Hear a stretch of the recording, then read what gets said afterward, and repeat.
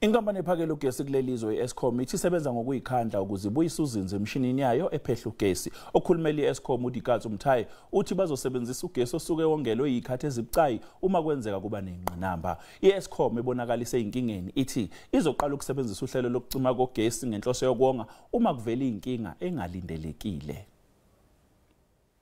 Umbuzo uthi ngabe lesi isiqalo sokuphela ngebhodi yakwa-Eskom njengoba ziqonga nezicelo zokuthi lisuswe leli bhodi kunezinye futhi iziphakamiso zokuthi kube nebhodi entsha enolwazi olujulile ngezithinta ugesi.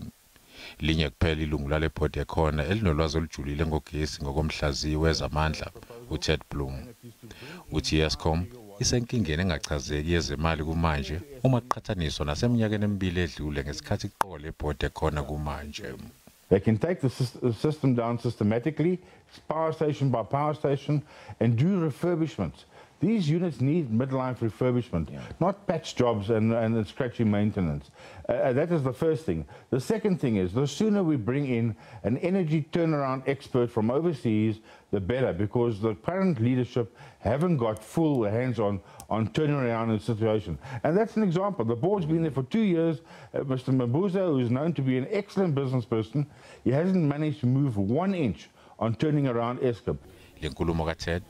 Izwa kungakapholi maseko kwesule esikhundleni usihlalo webhodi ekhona kumanje kwa-Eskom uJabu Mabuza.